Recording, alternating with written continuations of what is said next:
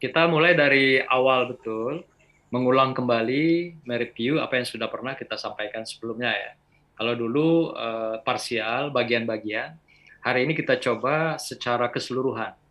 Jadi apa saja proposal yang harus ada dalam penelitian kualitatif dan penelitian kuantitatif. Ya, mari kita mulai dengan sama-sama baca basmalah. Bismillahirrahmanirrahim. Kita mulai dari konsep proposal. Ya. Proposal penelitian. Jadi proposal itu adalah sebuah rencana yang akan kita ajukan, yang akan kita siapkan di dalam sebuah penelitian yang akan mengantarkan kita pada penyelesaian studi atau program doktoral kita. Nah, jadi setiap orang pasti melalui proposal ini. Dan proposal ini tentu kita sudah paham ada dua mazhab ya. Mazhab pertama adalah mazhab penelitian kualitatif dan kedua adalah mazhab penelitian kuantitatif. Penelitian kuantitatif itu adalah merupakan awal daripada riset ilmiah yang dikenal dengan penelitian positivistik. Yang kedua, kita kenal dengan penelitian post-positivistik. Nah, jadi ada dua mazhab besar di dalam penelitian ilmiah itu. Jadi positivistik kita kenal dengan penelitian kuantitatif, kuantita. Kemudian post-positivistik kita kenal dengan penelitian kualitatif. Itu sudah lazim dimanapun ya. Nanti walaupun dari dua mazhab itu akan muncul beberapa model lagi yang menjadi turunannya, katakan begitu, menjadi sub-sub dari mazhab-mazhab itu. Nah, itu tergantung kebutuhan. Tapi yang jelas bahwa apa yang kita lakukan dalam sebuah riset ilmiah, intinya kita melakukan re dan set. Re itu adalah pengulangan, set itu adalah temuan. Jadi mengulangi temuan yang sudah pernah dilakukan oleh para pakar sebelum kita. Jadi artinya Bapak Ibu tidak usah berpikiran harus mencari sesuatu yang baru sama sekali, yang pernah atau yang belum pernah diteliti oleh makhluk di muka bumi. Ya tentu nggak mungkin. Karena intinya penelitian itu pengulangan reset itu, re dan set. Maka itu dalam buku aslinya, kalau dalam sumber-sumber yang menjadi rujukan kita, itu memang riset itu masih menjadi pegangan. Jadi riset metodologi, buku apapun dalam buku bahasa Inggris, itu yang dipakai. Kita saja merubahnya menjadi buku metode penelitian. Gitu kan? Nah, penelitian itu ternyata diambil dari kata dasar teliti. Jadi orang yang melakukan penelitian berarti sangat-sangat teliti. Maka itu dia ini adanya di dunia akademis. Walaupun dia nanti dilakukan di lapangan sosial, apakah di pemerintahan, di swasta, di institusi, di konstituen, di partai, di berbagai katakan lembaga-lembaga survei, itu sebenarnya mereka mengambil atau mengadopsi dunia akademis ke dalam dunia sosial. Nah, artinya walaupun mereka melakukan itu di dunia sosial, tapi tetap mengikuti prosedur protap yang sudah ditetapkan dalam dunia akademis. Nah, cuma yang akhir-akhir ini kita melihat yang sering melakukan berbagai kecurangan akademis di dalam riset ini adalah lembaga-lembaga survei. Mereka akan menamakan dirinya lembaga profesional. Jadi mereka berani berbuat profesional untuk yang bayar. Nah, ini repotnya begitu. Jadi kalau yang pesan itu nanti Pak Imam misalnya, calon gubernur provinsi Kepri, katakan begitu, ya. Nah, dia bisa inden lembaga-lembaga survei sehingga polling survei yang dia lakukan bisa grade-nya jauh di atas calon yang lain misalnya gitu. Nah, besok muncul lagi calon yang berbeda. Misalnya Bu Nur mau nyalon wali kota Batam misalnya. Bikin lagi lembaga survei. Wah, Bu Nur bisa di atas. Nah, begitu juga Pak Yogi, Bu Sulis. Jadi ini yang saya lihat bahwa ini menciderai dunia akademis sebenarnya. Jadi mereka lapangannya adalah lapangan sosial, tapi dia mengadopsi dunia akademis dan menciderai dunia akademis itu sendiri. Tentu saja mereka melakukan berbagai treatment yang menciderai riset itu sendiri sebenarnya. Nah, inilah yang tidak boleh dilakukan oleh para akademisi di dalam penelitian ilmiah. Jadi itu makanya diperlukan sebuah protap prosedur yang jelas, terukur, terstandar, dan hasilnya pun verifikatif, yang betul-betul dapat teruji secara empiris. Dan itu bisa dicek, bisa dilakukan ulang oleh orang atau peneliti lain, dan hasilnya harus sama gitu, dengan prosedur yang sama. Nah, jadi dia bermain itu biasanya itu di tataran empirik, ya, di tataran empirik itu. Apa yang mulai dari tataran empirik itu, dia bermain di instrumen, mulai dari sana. Instrumen, kemudian data yang dikumpulkan, lalu dia mainkan di computerize. Ya, kalau nanti ada yang tidak sesuai, dia sesuaikan. Kalau ada yang kurang, dia tambahkan. Kalau dia yang lemah, dia kuatkan. Nah, inilah pencideraan akademis itu yang saya katakan. Nah, kita di dunia akademis itu tentu saja tidak boleh. Haram dilakukan untuk melakukan penyesuaian-penyesuaian itu sesuai dengan mereka yang inden. Jadi maka itu kita bersandarnya kemana? Adalah bersandar pada teori, pada ilmu. Teori dan ilmu itu selalu pada posisi kebenaran. Selalu pada posisi adalah yang dapat dipertanggungjawabkan secara objektif. Baik secara teoritis maupun secara empiris. Maka itu kalau ada treatment di meja, nanti ketika Bapak Ibu melakukan analisis data, itu pencideraan dunia akademis. Ya. Nah, jadi intinya proposal penelitian itu adalah sebuah rencana penelitian yang akan kita lakukan untuk, kalau dalam konteks ini adalah penyelesaian studi kita, atau program doktoral kita, program doktor kita. Apabila kita sudah menyelesaikan proposal ini secara tuntas, seperti yang Pak Kaspul katakan tadi, maka Bapak Ibu sebenarnya sudah menyelesaikan penelitian itu 75%. Karena di dalam proposal itu ada 3 bagian. Yang pendahuluan, kemudian bab 2 teorinya, dan bab 3 metodologi. Bapak Ibu tinggal nambah, yaitu bab 4 dan bab 5. Bab 4 itu pembuktian empiris, bab 5 kesimpulan-kesimpulan dan implikasi, yaitu teori-teori model yang Bapak Ibu turunkan, Bapak Ibu temukan dalam penelitian yang kita lakukan. Nah, maka itu di sini memang sangat penting sekali kunci daripada proposal penelitian itu. Jadi oke ya, proposal penelitian itu adalah rencana penelitian. Itu aja intinya yang lebih gampang kita pahami, penelitian kualitatif dan kuantitatif. Nah, kemudian kita mencoba memahami, langsung aja masuk ke proposal. Kita mulai yang kualitatif dulu ya. Proposal kualitatif. Nah, apa substansi dalam proposal kualitatif? Jadi proposal kualitatif itu dan kuantitatif, bagian awal itu ada namanya preliminary, ya, preliminary. Nah, apa yang maksud preliminary itu adalah bagian pembuka awal daripada proposal. Itu yang namanya preliminary. Apa saja isinya? Pertama adalah cover atau judul proposal. Nah, ini kan pasti ada juga di kuantitatif. Nah, yang kedua apa isinya? Daftar isi. Nah, ini harus kita pahami betul. Inilah isi daripada bagian preliminary itu. Jadi kalau kita bicara preliminary itu adalah bagian pembuka daripada proposal kita. Jadi semuanya wajib memenuhi standar itu di preliminary itu. Nah, kita besarkan dulu.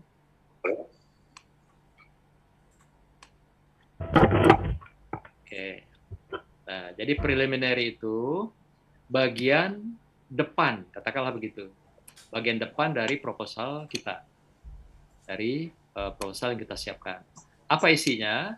Cover, halaman judul ya, kemudian daftar isi. Itu saja. Jadi belum perlu daftar kata pengantar. Kadang ada yang sampai begitunya gitu ya. sampai bapernya begitu. Ada daftar isi udah oke, ada kata pengantar, ada lampiran segala macam. Ya nggak perlu selengkap itulah. Yang penting dari daftar isi udah ketahuan bahwa apa yang kita akan cari dari proposal yang kita bikin itu. Ya, ingat ya, ini bagian preliminary. Nah, kemudian setelah preliminary ada bagian yang berikutnya pendahuluan. Pendahuluan itu biasanya adalah bab 1 pada proposal kita. Apa isinya bab 1 itu? Nah, kemarin mungkin sudah kita bahas juga ya, tapi tidak apa-apa, ini kita ulang. Isinya adalah pertama latar belakang. Berikutnya apa lagi? Adalah rumusan masalah. Kemudian ada lagi pembatasan masalah. Lalu ada lagi tujuan dan kegunaan penelitian. Nah, hanya 4 bagian saja yang terdapat pada bagian ini. Ya. Dia pakai ABC biasanya. A, ke belakang, B, rumusan masalah, C, pembatasan masalah, D, tujuan dan kegunaan penelitian. Nah, rumusan masalah ini ada 2 persepsi yang muncul ya. Pertama adalah dalam bentuk narasi, uraian-uraian yang mengantarkan kepada munculnya pertanyaan penelitian atau dikenal dengan grand question. Nah, kemudian sebenarnya rumusan masalah itu adalah grand question, pertanyaan-pertanyaan yang kita bangun dalam penelitian. Itu yang dikenal dengan grand question itu. Nah, question. Pada rumusan masalah ini dalam bentuk pertanyaan ya. Nah, ada juga pada bagian kita taruh di bawah aja.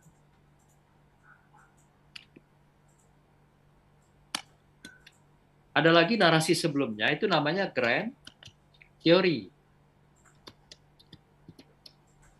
dan grand tour. Nah, apa yang masuk grand theory adalah teori utama yang kita gunakan menjadi sandaran penelitian kita, yang sudah kita bingkai menjadi judul penelitian dalam bentuk 2 tema itu. Itulah yang kita tampilkan menjadi grand theory di narasi, ingat, narasi rumusan masalah. Kalau yang tadi ini grand question itu pertanyaan penelitian. Itu dikenal juga dengan rumusan masalah. Jadi di rumusan masalah itu ada narasi yang isinya adalah grand theory dan grand tour. Terbalik. Itulah yang narasi rumusan masalah. Sedangkan rumusan masalah yang tahap keduanya adalah namanya grand question. Grand question itu kita kenal dengan pertanyaan penelitian. Nah, dalam pertanyaan penelitian ini umum biasanya digunakan 4 pertanyaan. Kalau dalam kualitatif, 4 pertanyaan riset. Wah, ada suara apa itu, musik. Nah, jadi itu ya, pada rumusan masalah ini isinya adalah grand theory dan grand tour dan grand question. Sebelum itu ada latar belakang yang melatari sebuah penelitian yang kita lakukan. Artinya yang melatari itu hal-hal yang ada dalam pikiran kita, di belakang otak kita, intinya begitu. Mengapa itu kita teliti? Layakkah itu kita teliti? Pantaskah itu kita teliti? Nah, tentu di situ ada mengandung berbagai keunikan-keunikan. Kemudian juga boleh jadi keunikan itu berisi keunggulan atau kelemahan. Itu keunikan. Itulah yang kita isi dalam latar belakang itu sebagai pengantar. Nah, kemudian kita konkretkan dalam bentuk teori yang menjadi sandaran dukungan teori model dari pakar atau teori yang kita kembangkan dari teori ahli sebelumnya yang kita kenal teori model. Dan kemudian grand tour, hal-hal yang berbeda dengan teori yang kita kemukakan. Nah, kemudian dari perbedaan itu muncullah pertanyaan penelitian. Jadi ada teori yang menunjukkan yang sebenarnya, grand tour data lapangan awal yang menunjukkan fakta empirik yang berbeda dengan teori. kemudian dari perbedaan teori dan grand tour tadi, data awal itu, itulah memunculkan pertanyaan penelitian yang namanya grand question atau istilahnya pertanyaan riset. Nah, gitu. Ya, inilah isi pada bab 1 proposal Bapak Ibu sekalian. Demikian juga poin C-nya batasan masalah. Batasan masalah itu kita mendudukkan secara lokus kawasan dan mendudukkan secara fokus sudut pandang penelitian kita. Misal penelitiannya adalah tentang akuntabilitas kepala sekolah. Kemudian tema keduanya adalah profesionalitas guru misalnya, atau profesionalitas tenaga kependidikan pada apa di sana ada kampus ya, kampus swasta di Kepri misalnya begitu. Nah, artinya fokus kita, titik sudut tema yang kita jadikan objek penelitian kita. Nah, kemudian kita juga membatasi dari sudut lokus kawasan penelitian kita. Penelitian kita adalah pada wilayah manajemen pendidikan, yaitu berkenaan dengan akuntabilitas tadi, ya bicara tentang pertanggungjawaban seorang kepala sekolah atau juga pimpinan perguruan tinggi, dan juga terkait dengan hal-hal berkenaan dengan profesionalitas tenaga kependidikan. Jadi lokus itu kawasan penelitian kita dalam manajemen pendidikan, tidak ditegaskan. Fokusnya adalah sudut yang kita teliti berdasarkan tema yang kita bingkai dalam judul yang tadinya diturunkan dari teori. Dan itulah yang menjadi fokus kita di dalam sudut penelitian yang kita lakukan. Nah, poin D adalah tujuan dan kegunaan penelitian. Tujuan itu sifatnya adalah boleh jadi teoritik yang sifatnya bisa memberikan kontribusi atau ending daripada perjalanan penelitian kita. Apa tujuan yang paling mendasar adalah kita menyelesaikan studi, kita menulis disertasi, kita mengungkap sebuah fenomena sosial di sebuah lembaga, sebuah institusi, atau di sebuah komunitas. Yang intinya tujuannya adalah untuk menyelesaikan studi kita dan juga atau untuk menambah kekayaan khazanah intelektual keilmuan di bidang manajemen pendidikan Islam, wabil khusus terkait dengan akuntabilitas dan profesionalitas. Nah itu. Sedangkan kegunaan penelitian adalah syarat-syarat yang kita penuhi untuk menyelesaikan studi kita. Misalnya secara administratif, secara akademis, atau juga secara menjadi tanggung jawab dan kewajiban individu yang menjadi syarat-syarat yang menentukan bagi penyelesaian studi seseorang calon doktor atau doktoral. Jadi intinya tujuan itu sifatnya adalah ending dari sebuah tulisan, sedangkan kegunaan itu lebih sifatnya jangka pendek yang sifatnya memenuhi syarat-syarat tertentu untuk keluar dari katakanlah dunia akademis yang sedang kita tekuni. Jadi bisa secara administratif, bisa secara akademis. Jadi itu perbedaan yang lebih gampang untuk melihat tujuan endingnya. Kegunaan adalah proses administrasi dan akademis. Lihat saja nanti contoh yang sudah ada, itu tidak terlalu susah. Oke, clear ya? Preliminary dan bab 1. Sekarang kita masuk pada bab 2. Bab 2 ini landasan teori. Kita dikenal dengan bab 2. Nah, apa saja yang menjadi isi, substansi dari bab 2 itu? Nah, kita lihat dari tema yang kita bangun. Katakan tadi misalnya, tema yang pertama adalah akuntabilitas. Akuntabilitas. Misalnya, katakan kepala sekolah aja. Kepala sekolah negeri. Oke. Kemudian yang kedua, kepala sekolah aja, nggak usah negerinya. Yang keduanya, temanya tadi adalah profesionalitas tenaga kependidikan.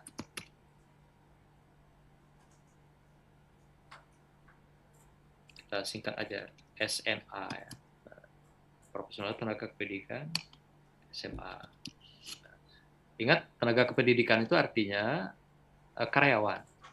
Kalau tenaga pendidik adalah fungsional, apakah dia dosen atau guru, itu sama tenaga kependidikan.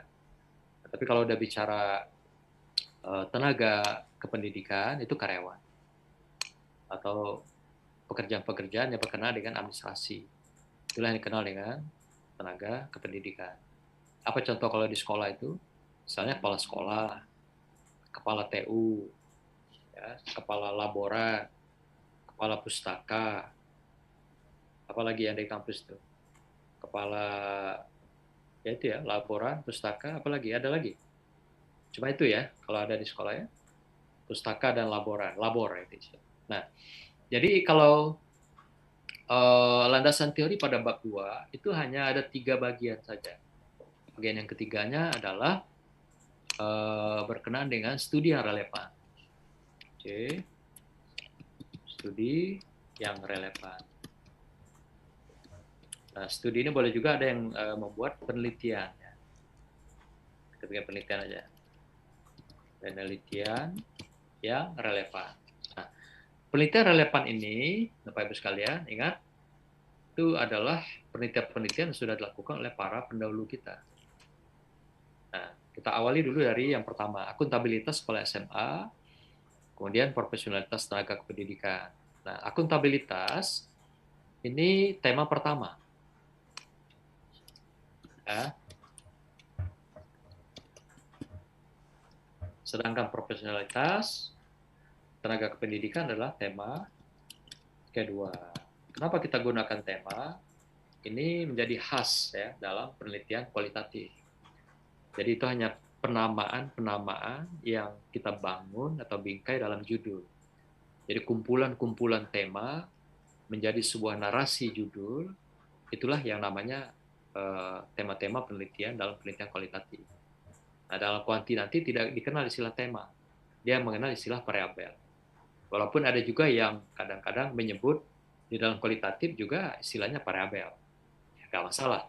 Tapi bagi kita untuk membedakan antara dua mazhab itu, supaya kita juga kelihatan, oh dia menggunakan tema, berarti itu kualitatif. Oh dia menggunakan variabel, berarti penelitiannya kuantitatif. Itu saja sebenarnya. Nah, pada teori-teori ini, yang akuntabilitas pada SMA ini, kita kembangkanlah teori utamanya adalah teori akuntabilitas. Teori akuntabilitas ini berarti memuat konsep-konsep, ya, pengertian-pengertian itu boleh digunakan untuk pengayaan komplement dari teori kita. Tapi ingat, kita wajib memasukkan ada teori yang memuat dua tema penelitian kita. Maksudnya apa itu? Supaya apa yang kita teliti itu ada sandaran teoritis.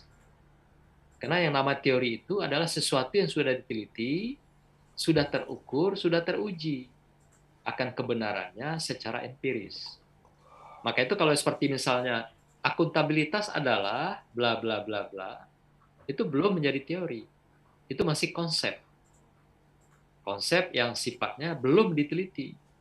Atau juga nanti itu dalam konteks lain ada namanya definisi. Pokoknya asal namanya di depan itu ada adalah merupakan terdiri atas penjelasannya itu ya, akuntabilitas terdiri atas beberapa aspek. Itu masih penjelasan. Masih sifatnya pemahaman, pengertian atau namanya konsep. Belum menjadi teori. Tapi boleh digunakan untuk pengayaan dari teori yang kita bangun. Nah, teori itu adalah yang sudah diteliti oleh pakar.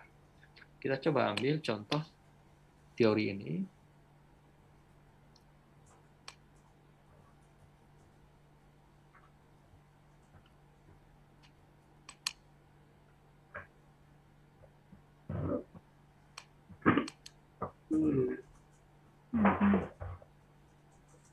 Nah, ini yang seperti yang pernah saya sampaikan kepada saudara. Ya, kelihatan nggak? Belum, Prof. Nampak? Nampak, Prof. Sudah, Prof. Oke. Nah, Ada, Prof. jadi ini contoh. Kenapa kita ambil model ini? Ini yang sudah diteliti oleh pakar. Ini teori tentang eh, satisfaction.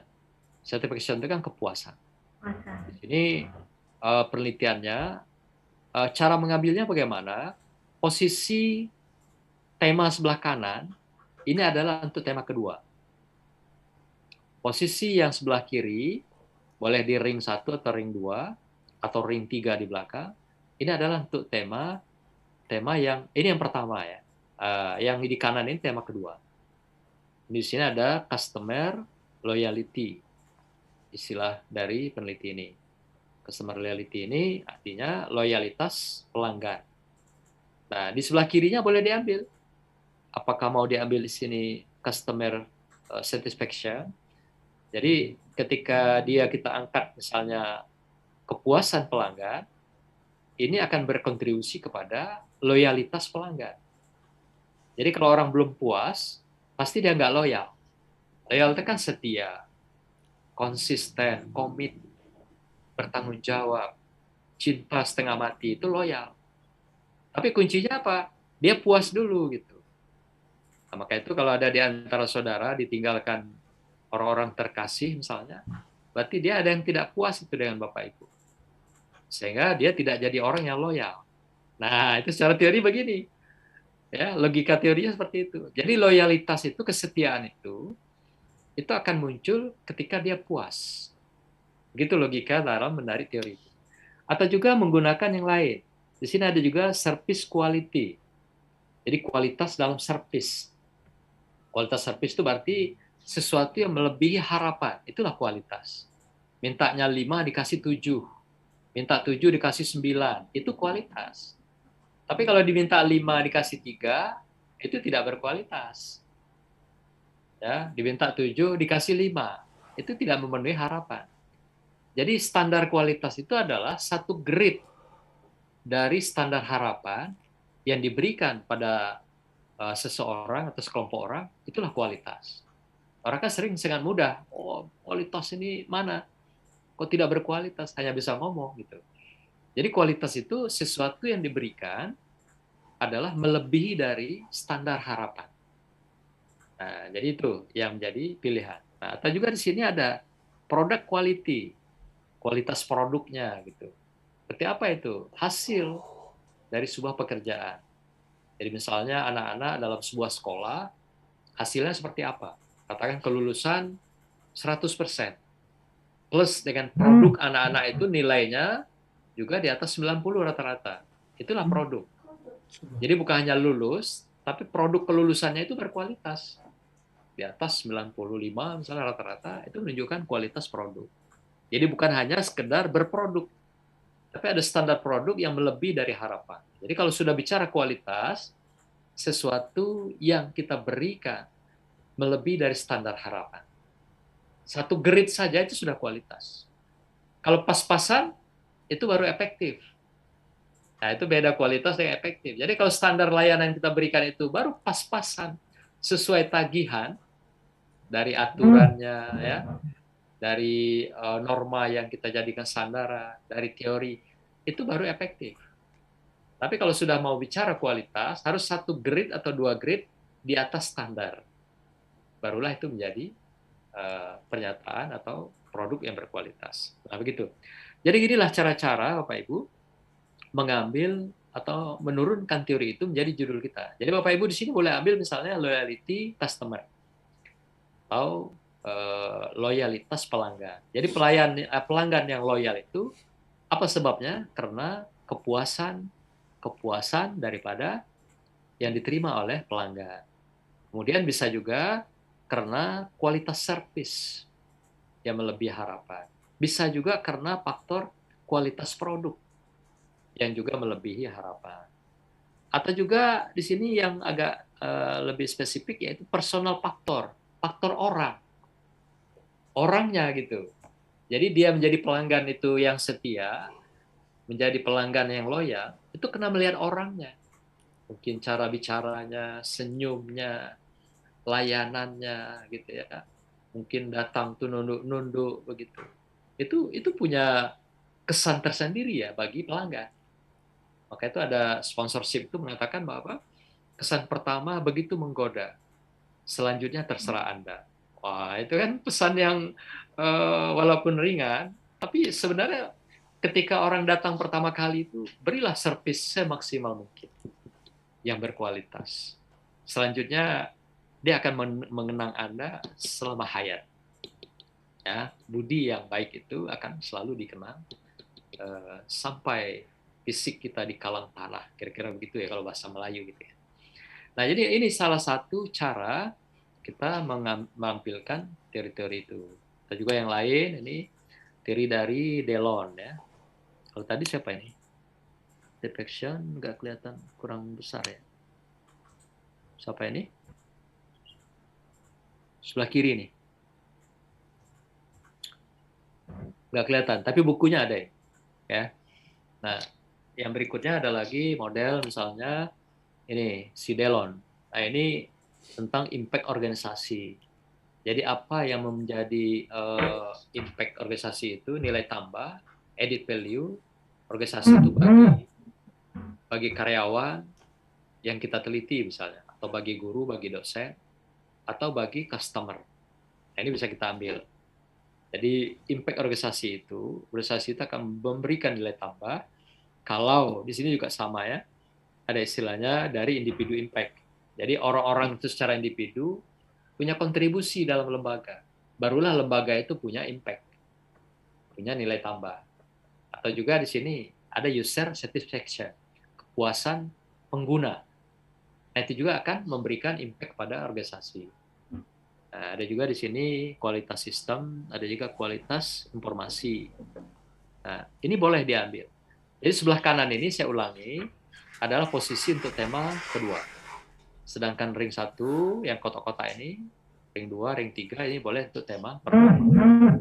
Nah, yang kita teliti adalah seberapa kontribusi, pengaruh secara kualitatif tema-tema yang pertama ini yang sebelah kiri terhadap tema kedua di sebelah kanan. Itulah yang kita lihat dalam hubungan yang secara kualitatif ya di dalam penelitian kita. Yang hubungan itu kita tampilkan nanti dalam bentuk makna-makna dalam penelitian itu. Meaningful istilahnya gitu. Dan meaningful itu apa makna yang sesungguhnya dari tindakan seseorang. Kalau Weber memaknakan itu istilahnya dengan Verstehen. Verstehen itu adalah mengungkap makna yang sesungguhnya dari sebuah tindakan seseorang. Nah, itulah esensi daripada sebuah penelitian kualitatif. Ini juga tentang penelitian budaya organisasi. Kemarin saya lihat ada yang milih ini ya, budaya organisasi. Nah, ini sama juga yang sebelah kanan ini, yang merah ini adalah tema kedua. Yang ring 2 dan ring 3 ini adalah tema pertama. Yang kita akan teliti seberapa kontribusi tema pertama ini terhadap tema kedua. Inilah yang kita jadikan sandaran teori model, yang nanti juga akan menjadi model teori yang lahir dari penelitian Bapak sekalian, Bapak Ibu sekalian. Dan juga ini sama juga budaya organisasi. Nah, ini dari Izin Prof. Izin Pak Prof, nggak nampak teorinya Pak Prof di layar. Mohon maaf, Prof. Belum nampak Prof, brand teorinya Prof. Nah, itu kelihatan? Sudah kelihatan? Prof. Ada ya? Oke. Nah, sebelah kanan sama juga budaya organisasi. Sebelah kiri Bapak Ibu pilih satu aja untuk temanya gitu. Apakah di sini misalnya ada yang menarik, ada misalnya reward system. Sistem itu adalah sistem penghargaan. Jadi kalau di sebuah lembaga organisasi itu banyak penghargaan-penghargaan, akan membangun sebuah budaya organisasi yang memiliki norma, memiliki karya, memiliki kreativitas, memiliki prestasi. Jadi budaya organisasi itu sebuah lembaga yang akan lahir, yang punya norma-norma yang tinggi, berkarya yang tinggi, prestasi yang tinggi. Sebuah tinggi, itulah budaya. Nah, demikian juga nanti kalau di sekolah itu namanya budaya sekolah. Jadi sekolah yang punya budaya itu punya norma yang tinggi, etika yang tinggi, keamanan security yang tinggi, kesehatan lingkungan yang tinggi, baik kesehatan lahir maupun batin. Itu disilakan dengan culture, budaya. Nah itulah, di kampus gitu juga. Kalau di kampus dikenal dengan budaya akademik. Nah, jadi kampus yang punya budaya akademik, sama juga dia punya tata nilai yang tinggi, punya norma yang tinggi, punya akhlak yang tinggi, punya karya-karya yang baik, yang banyak, punya prestasi yang banyak. Nah, itulah yang dikatakan dengan budaya akademis. Jadi dengan kata lain, dunia akademik yang berbudaya. Nah, itu maksudnya gitu. Atau budaya sekolah, sekolah yang punya budaya. Demikian juga masyarakat. Jadi ada istilah budaya masyarakat. Berarti masyarakat yang punya budaya. Nah, itulah yang disilakan dengan budaya. Nah, jadi Bapak Ibu tinggal pilih mau yang mana dari sekian banyak model penelitian. Tapi pastikan, kalau yang seperti ini, Bapak Ibu itu pasti dia sudah menjadi teori dan sudah diteliti. Maka dia muncul gambar. Nah, nanti Bapak Ibu, kenapa gambar yang kita ambil? Ini juga nanti yang jadi sandaran yang bakal Bapak Ibu bikin di Novelty bab 5. Pada implikasi itu ada namanya Novelty. Jadi inilah sandaran kita, lalu kita memunculkan gambar baru dari misalnya budaya organisasi, apa yang baru dari sana. Kemudian ada juga tadi yang kita ambil misalnya di hal-hal yang terkait dengan reward system misalnya gitu kan. Sini ada di antaranya apa yang kita bisa ambil. Di sebelah kiri ada nih reward system, ada career management, banyak ini. Ada role model example. Nah, role model itu adalah contoh-contoh yang bisa dijadikan sandaran bagi karyawan, apakah pada kepemimpinan, apakah pada manajemen, apakah pada penertiban disiplin. Jadi ada role model. Yang role model itu yang menjadi sandaran bagi bawahan untuk mencontoh sebagai uswah dari model yang ada di lingkungan lembaga itu. Nah, ini banyak sekali. Kita tinggal ngambil satu, nggak perlu banyak-banyak. Kan Bapak Ibu kesulitan ya mencari 2 tema saja untuk sebuah judul, pusingnya 7 keliling. Setelah proposal kemarin masih banyak yang belum mencantumkan teori-teori itu. Padahal tinggal ngambil 2 aja, 2 tema dari sekian banyak ini gitu. Nah, cuma pentingnya kita bersandar pada buku yang bagus, itu buku bahasa Inggris. Kenapa? Karena buku bahasa Inggris itu kan dia punya subject index. Nah, itu saya bilang kemarin. Buku yang tidak punya subject index itu bukunya tidak terstandar. Banyak buku bahasa Inggris yang terbit, nggak semuanya terstandar. Untuk membuktikan buku itu terstandar atau tidak, pastikan di belakang ada subject index yang menuntun kita bisa menelusuri teori yang Bapak Ibu butuhkan. Cari di halaman berapa. Biasanya dia udah rujuk itu. Halaman sekian, sekian, sekian di subject index. Subject index itu adalah keywords, kata kunci yang termuat di dalam sebuah buku. Ada juga nanti namanya subject name. Itu nama-nama yang termuat di dalam buku. Oleh karena itu, membaca buku bahasa Inggris itu sebenarnya nggak perlu berlama-lama. Sampai berbulan-bulan, bertahun-tahun baru tamat. Ngapain namatin buku itu? Yang ditamat itu Quran. Kalau Quran bisa tamat, sebulan tamat. Kan? Karena 1 juz 1 hari. Tapi kalau buku ngapain? Kita buka dari subject index, cari kata kunci sesuai dengan tema kita atau parabel kita, telusuri halaman yang ditunjuk. Ada, pakai, gunakan. Kalau nggak ada, kita tinggalkan, cari lagi buku berikut. Begitulah caranya. Jadi buku yang kita beli, belum tentu itu ada yang kita butuhkan, kita cari. Belum tentu. Maka itu perlu referensi berpuluh-puluh, beratus buku barangkali untuk mendukung, untuk menemukan teori-teori yang mendasari penelitian kita. Contoh kemarin siapa ya? Bu Nur ya? Udah beli buku, tolong nggak ada isinya yang dicari gitu ya. Akhirnya cari buku lain lagi ya Bu Nur ya, kemarin ya, kalau nggak salah ya. Saya ingat saya itu kan. Karena dia udah inden tuh, beli di mana kemarin, bookstore ya, di Google ya. Mahal ya saya buku itu. Maka itu saya kalau cenderung beli buku itu kita keroyokan. Misalnya Bu Nur kontribusi bukunya 3, Bu Sulis 3, kemudian lagi Pak Yogi 3. Nah, kalau kita ada katakan berapa? 20 orang ya? 23 atau 25 ya?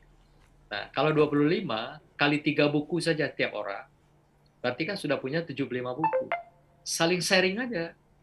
ya, si A kok sharing ke B, si B ke si C. Sehingga dengan modal katakan 500.000 dapat 3 buku bahasa Inggris misalnya, atau 1 juta dapat 3 buku bahasa Inggris. Tapi ketika di-share dengan sejumlah 25 orang, kita punya 75 buku.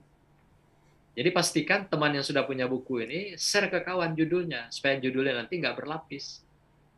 Nah, jadi di-share semua, misalnya Bu Nur, judulnya 1, 2, 3, Bu Sulis 1, 2, 3, kemudian Pak Yogi, Pak Slamet, nah sampai 25 orang, kali 3, 75 judul. Itu udah kaya sekali. Nah, saya lihat Bapak Ibu masih kerjanya parsial. Ya, inden buku sendirian, cari buku sendirian, ya susah. Di S3 itu nggak bisa lagi kerja mandiri sendiri. Tapi kerja mandiri secara kolaborasi dan secara elaborasi. Jadi elaborasi dan kolaborasi. Nah, itu namanya kerja cerdas secara akademis atau cerdas akademis. Jadi jangan pernah memaksakan diri mencari sendirian. Coba kalau cari sendirian, 75 buku kali katakan 200.000 aja. Lumayan kan? Tapi Bapak Ibu dengan modal 3 buku, saling sharing dengan kawan-kawan yang lain, nah bisa dapat 75 judul buku. Nah itulah kerja ilmiah yang cerdas dan indah. Saling membahu, membantu, dan hasilnya maksimal. Jadi hindari kerja sendiri, kerja mandiri sendirian, ya itu jarang sekali sukses orang yang bekerja sendirian seperti itu. Bahkan riset-riset aja sekarang di jurnal, itu yang dihargai itu paling banyak penulisnya. Ada 5 orang, 7 orang, itu yang dihargai. Kalau penelitinya sendirian, ngirim ke jurnal, malah disangsikan. Apa iya gitu ya? Disangsikan, diragukan. Masa sendirian meneliti sebesar itu? Nah, itu disangsikan. Maka itu ada nama-nama yang istilahnya itu kan ada penulis utama, ada yang penunjang, pendukung, dan itu bagiannya pun bermacam-macam. Penulis utama biasanya 40%, yang 60 sisanya dibagi berapa orang ya di belakang. Nah, gitu. Inilah Bapak Ibu cara-cara kita mengungkap kembali bagaimana membingkai menemukan teori itu dari sebuah buku. Ini sebenarnya sudah kita kuliahkan yang lalu dan mudah-mudahan bisa membantu ya cara-cara seperti ini. Ini di antara contoh aja. Bapak Ibu bisa cari lagi di buku-buku lain yang tentu ada kaitan dengan penelitian Bapak Ibu sekalian. Yang kemarin sudah dibangun judulnya dalam penelitian kita. Nah, inilah di antara teori itu.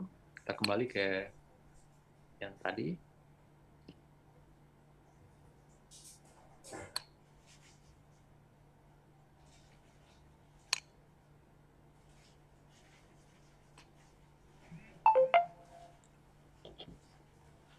Ya, jadi akuntabilitas kepala sekolah, kepala SMA maksudnya, kita membangun teori itu dari 2 tema. Itu teori utamanya ya. Jadi akuntabilitas tema pertama, kemudian profesionalitas tema kedua. Itu yang tadi diambil dari gambar. Karena gambar itu nanti sangat-sangat membantu ketika Bapak Ibu merangkai, membingkai novelty pada bab 5. Ada juga sih yang tidak mengambil dari gambar, tapi dari narasi uraian.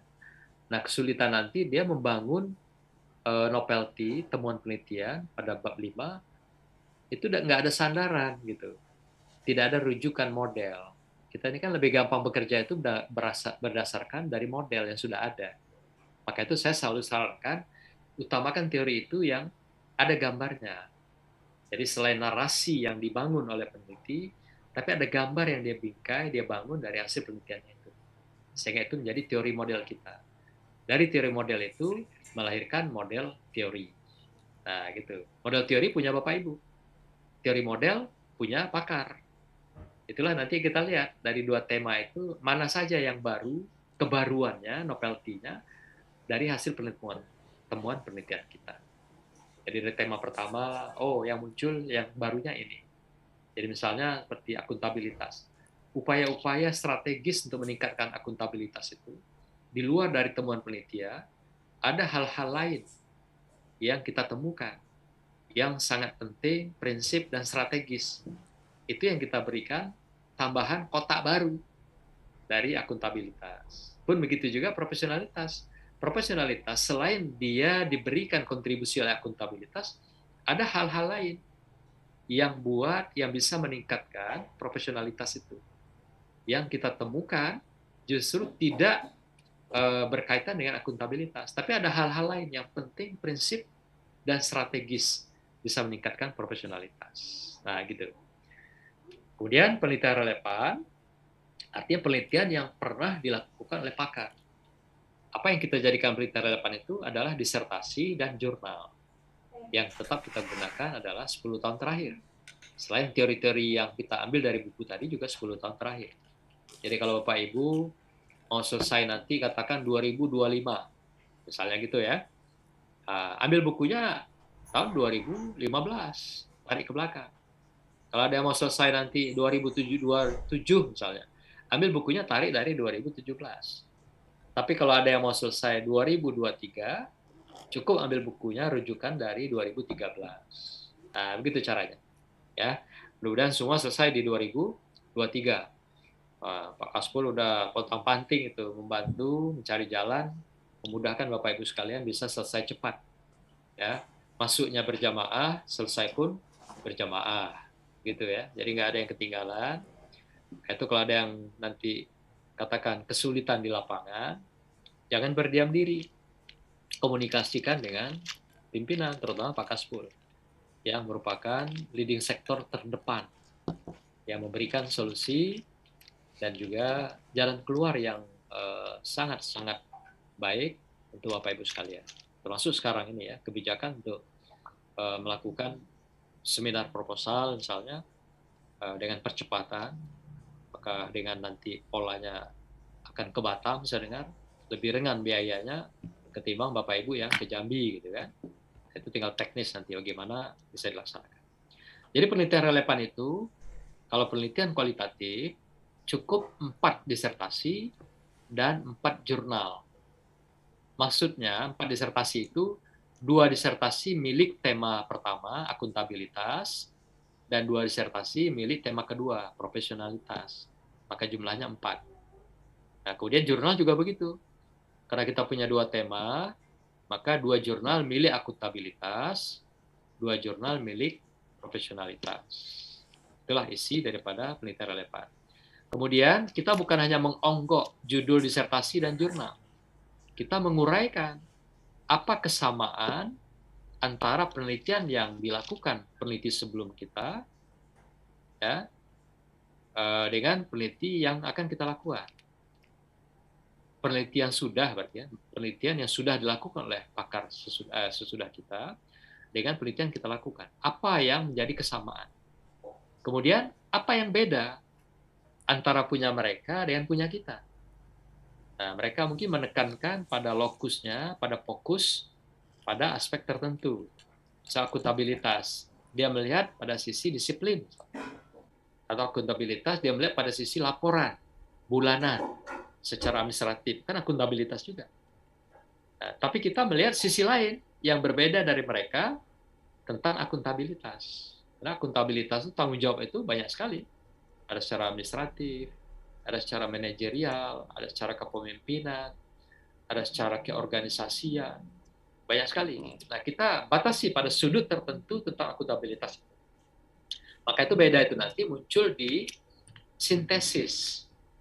Sintesis itu adalah simpul teori yang kita bangun pada setiap tema.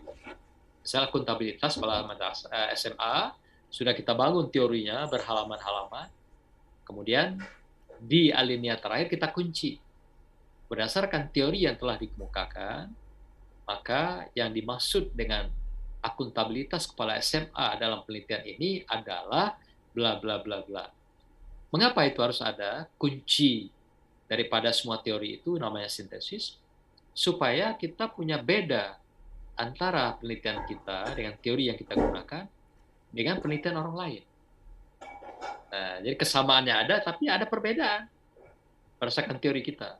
Karena sebuah penelitian itu dengan tema yang sama, kalau 1 atau 2 teori saja berbeda, akan beda keluar dalam bentuk sintesisnya, simpul kuncinya itu.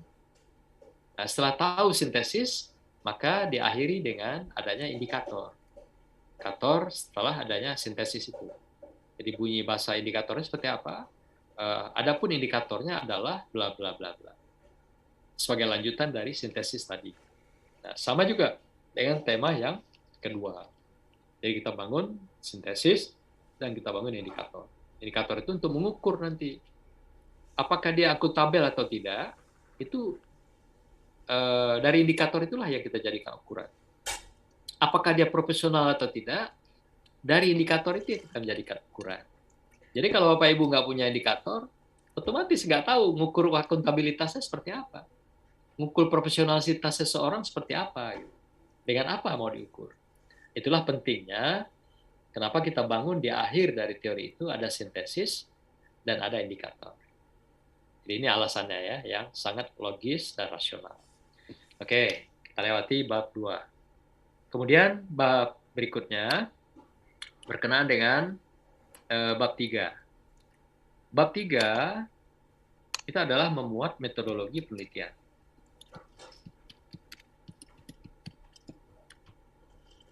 Nah, kita dikenal dengan bab 3. Ya. Mengapa kita menggunakan metodologi penelitian? Ini pun ada rasionalitasnya. Nanti ada yang tanya tuh, kenapa pakai metodologi penelitian? Kenapa tidak pakai metode? Gitu kan? Ada kata di belakang ini yang logi. Logi itu kan logos, ilmu. Ya. Jadi metode tentang ilmu penelitian. Jadi kita memuat pada proposal dan termasuk nanti dalam disertasi, kita masih mengutip pendapat orang. Baik itu di poin A, poin B, sampai berikutnya. Jadi pendapat orang ini yang disandarkan pada buku-buku teori, buku-buku akademis, maka sandaran itu dinamakan logis, logos, ilmu. Karena kita mengutip pendapat orang. Tentu saja, karena ini masih sifat teoritis, kita tidak boleh mengutip pendapat orang tanpa menyebutkan sumber. Nanti kita dianggap plagiat. Nah, maka itu kenapa di sini digunakan metodologi, bukan metode. Metode dia sudah lebih teknis. Nanti bagian-bagian dari metodologi lahirlah metode. Ya. Maka itu apa saja isi pada bab 3 ini adalah A, pendekatan penelitian. Nah, pendekatan penelitian ini maksudnya adalah penelitian apa yang kita pilih mazhabnya. Nah, itu maksudnya. Misalnya apakah sekarang ini kan kualitatif. Kualitatif juga masih punya sub aliran lagi. Apakah dengan deskriptif? Dicari pengertian deskriptif. Apakah dengan naturalistik? Ya, apalagi dengan fenomenologi. Ada lagi yang istilahnya case, kasus. Ada juga yang sifatnya itu grounded. Nah, grounded itu penelitian yang kita masuk tanpa membawa apapun. Kemudian di sana nanti kita bingkai, kita bangun teori. Nah, gitu. Jadi ada ini aja udah berapa macam ya. Ada deskriptif, ada naturalistik, fenomenologi, case, grounded, dan lain-lain. Masih ada yang lain-lain ya. Jadi misalnya kita meneliti katakan di perpustakaan, itu kan juga banyak kualitatif yang mengarah pada hermeneutik, yaitu penelitian filsafat atau filosofis, penelitian pemikiran misal si A tentang katakan siapa yang Malaysia, Hasan Langgulung ya, pemikiran beliau tentang pengelolaan madrasah, atau pemikiran beliau dalam pengelolaan majelis taklim. Nah, itu juga bisa diteliti. Tapi dari segi pemikiran, itu banyak yang melakukan. Nah, kebanyakan penelitian yang dilakukan oleh mahasiswa itu ngambil yang pertama ini deskriptif kualitatif. Artinya deskriptif kualitatif itu penelitian-penelitian yang tidak terlalu dalam. Dia lebih mengungkap pada deskripsi, kemudian memberikan makna. Nah, tapi tidak terlalu dalam, sedalam seperti naturalistik, fenomenologi. Mengapa tidak terlalu dalam? Karena penelitian ini akademik. Waktunya sedikit, hanya 6 bulan. Itu sudah harus clear semuanya. Kemudian lagi, ya objek yang kita teliti pun fokusnya kecil gitu, tidak banyak. Kayak itu ada yang mengajukan judul kadang sampai anaknya itu ada 3, 4, 5 gitu kan. Ngapain? Kalau yang mudah ngapain sulit-sulit, ya kan? Kalau bisa ada yang pendek ngapain panjang-panjang. Kalau ada yang kecil ngapain besar-besar gitu ya. Nantilah ketika Bapak Ibu udah selesai jadi dokter, mau dilanjutkan temanya mau 3, mau 5, mau 7, nggak usah bodoh, terserah. Tapi sekarang tunaikan kewajiban dulu. Yang jadi target kita adalah cepat selesai dokter. Ya. Nah, ini pilihan pendekatan. Yang B, setelah pendekatan biasanya ada lagi di sana setting sosial.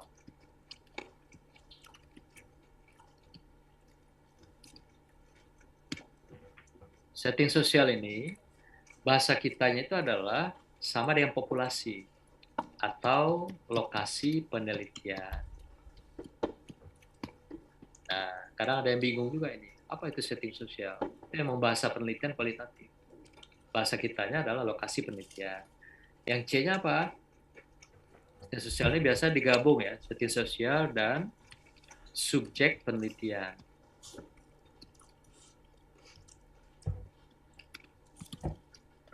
Ya, subjek penelitian. Nah, jadi setting sosial itu lokasi penelitian, sedangkan subjek penelitian sampel. Atau dengan kata lain, orang yang kita teliti.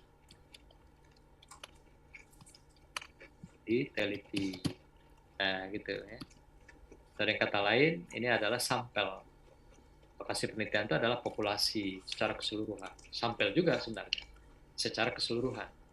Sedangkan yang subjek adalah orang yang kita teliti. Mengapa istilah di sini subjek? Karena dalam penelitian kualitatif itu dikenal dengan sudutnya emik. Emik itu adalah kita meneliti sudut orang yang kita teliti.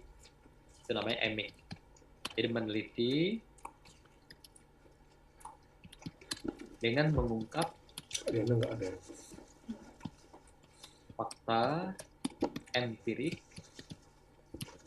dari sudut orang yang kita teliti. Nah itu. Jadi emik itu meneliti dengan mengungkap fakta empirik.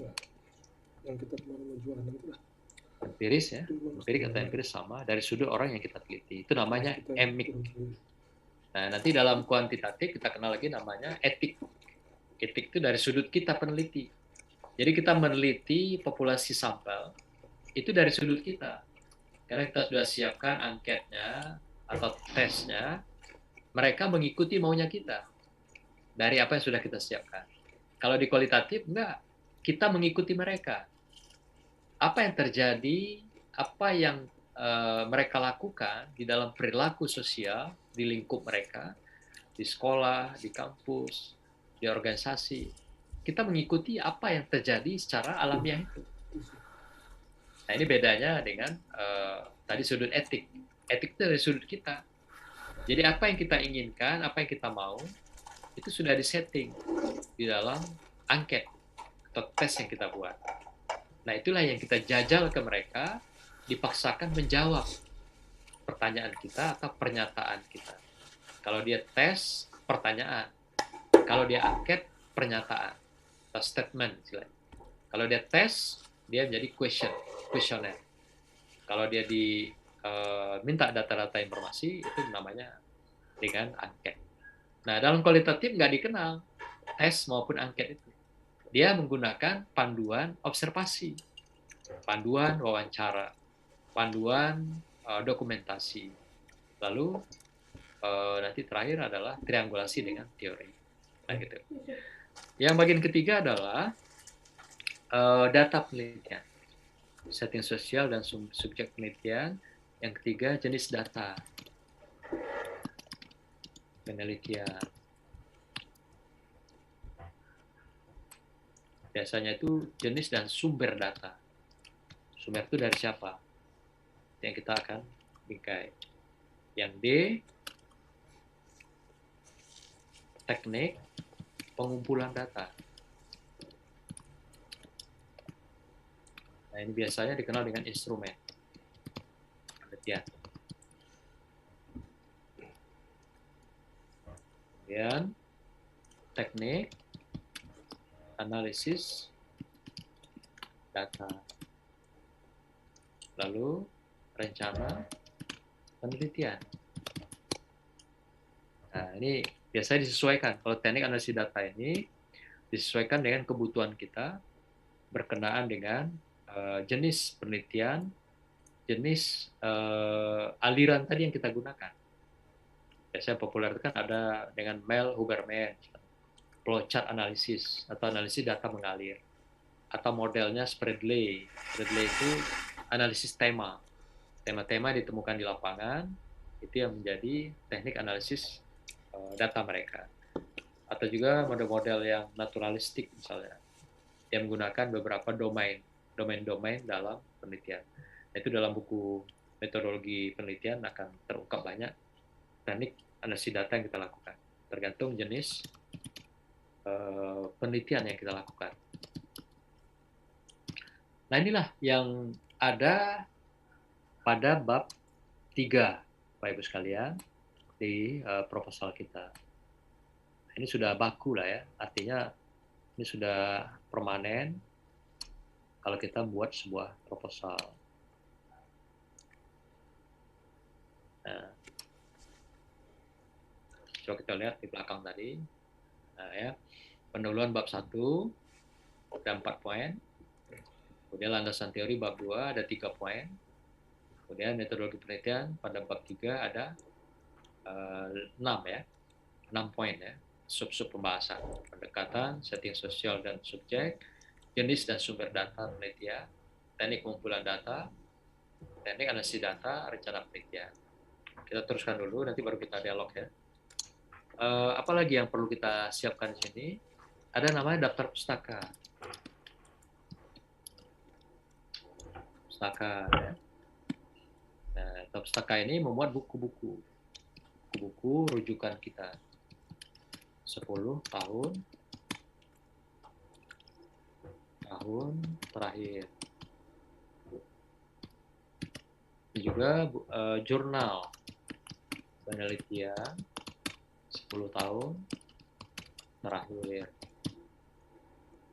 Lagi di sini juga memuat biasanya ada, misal kalau ada sumber-sumber tertentu, apakah koran, majalah, boleh dimasukkan. Pada kalau koran majalah ini pada latar belakang bolehnya. Di bab 2 landasan teori nggak boleh. Ada lagi misalnya terbitan berkala dan lain-lain. Inilah yang menjadi bagian daftar pustaka yang perlu kita lengkapi dalam proposal. Nah, kemudian apalagi yang menjadi kelengkapan yang perlu diperhatikan.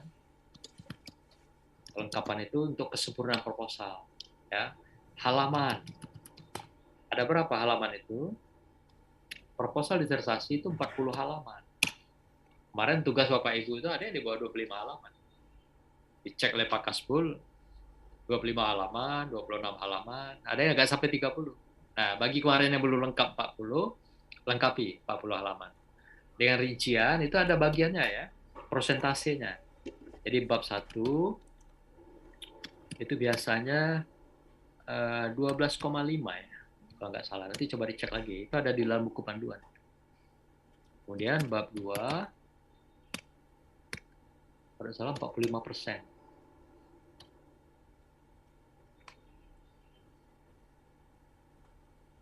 5%.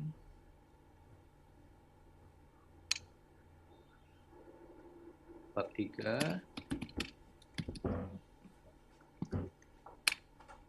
Bab 3 itu 25 ya kalau salah. Di sini ya 25 ya. Ini berapa persen sekarang? 45. Berapa nih? 12,5 tambah 45 berapa? 58. 58. Hah? 58? 58, Prof. Tunggu saya. 45. 5, 12, 5, 45, 58%. 58 ya? Berarti masih kurang. 57. Di sini nih 57 ya? Kalau gitu di sini lebih nih harus. Kalau salah 55 ya? 57,5 ya. Kalau 55 berapa? Berarti 67. 67,5. Sisanya berapa? 35, 67, 33 ya? 33,5 ya? Nah, Iya, Prof. kira-kira sekitar itulah kira-kira. Jadi bab 1 sekian, 12,5. Bab 2, 55%. Bab 3, 33,5. Karena sisa dari itu tadi gitu. Tapi coba cek lagi nanti. Karena angka ini relatif lah ya, jarang dibahas ya. Nah, kemudian apa lagi? Landasan Islamnya. Keislaman. Nah, landasan keislaman itu ada 3 aspek. Ya, apa saja itu?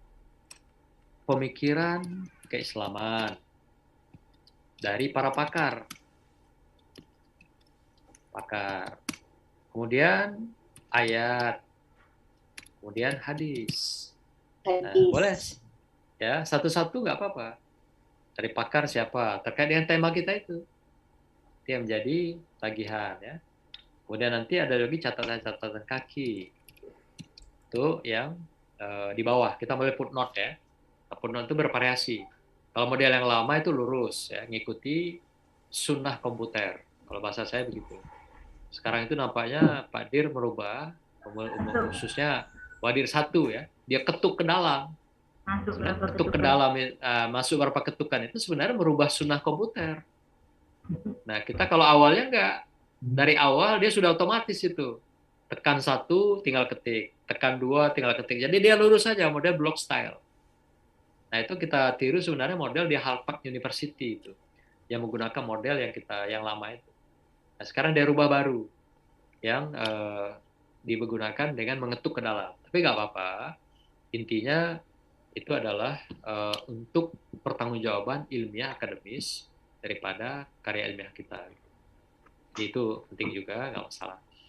Nah, kemudian apa kelengkapan lain adalah instrumen. Biasanya begitu.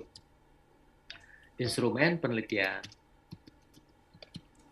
Di dalam kualitatif ada panduan, observasi, ada panduan wawancara, dan ada panduan dokumentasi. Nah, hanya 3 itu yang menjadi kelengkapan. Yang lain-lain apa? Misalnya kalau ada data-data awal tadi, misalnya apakah dokumen lengkapi, ya. Kalau ada gambar-gambar lengkapi, atau foto-foto yang menjadi data awal penelitian kita. Gitu. Nah, itulah beberapa kelengkapan yang harus dipenuhi dalam sebuah proposal penelitian kita. Di antaranya yang harus kita siapkan supaya betul-betul proposal itu sempurna sesuai dengan tagihan secara akademis. Itu maksudnya ya. Kalau tidak salah Pak Kaspul udah kirim katanya contoh proposal yang terbaik lah. Disertasi. Sudah ya. Termasuk disertasi pun udah dikirim kan? Udah. Sudah, Prof. Ya, berarti kan Lengkap Pak Prof. tinggal bikin aja saudara. Tinggal lihat, cocokkan, ATM ya. Nah, inilah Bapak Ibu modifikasi. model penelitian kualitatif. Nah, mungkin apa ada mau diskusi dulu atau kita habiskan materi dulu? Ini 5:30, tidak terasa. Ya, kuanti Pak Prof. Kuanti dulu ya. Nah, kita masuk ke Kuanti kuanti. lagi ya. Kuanti ini agak beratnya. Ya, kita coba masuk ke kuanti. Ini tadi nanti bisa di-copy lah ya. Materi yang sudah kita. Nah, kemudian kita masuk ke kuantitatif. Penelitian.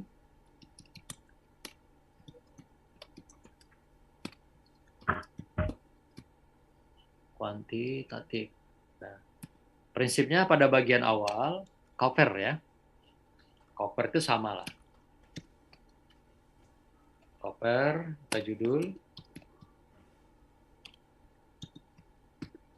sama ya. Kemudian daftar isi. Ini nggak ada beda ini. Bagian preliminary, istilah tadi yang sudah kita sampaikan dari awal. Ya, ini namanya preliminary. Silakan. Preliminary. Nah, ada dua bagian ya. Koper atau judul dan daftar isi. Berikutnya kita masuk bab 1, pendahuluan. Bab 1 ini apa saja isinya? Antara lain yang beda dengan kualitatif tadi, pada bagian awal sama, A adalah latar belakang. Nah, kemudian setelah latar belakang, ada namanya di situ identifikasi masalah. Nah, di kualitatif nggak ada ya.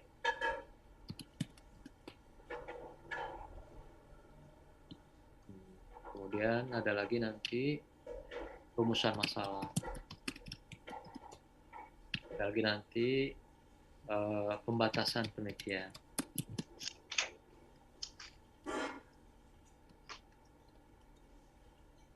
Yang tadi ingat ada lokus dan fokus ya. Ada lagi yang namanya tujuan dan kegunaan penelitian. Sama tadi ya. Kita bikin dulu.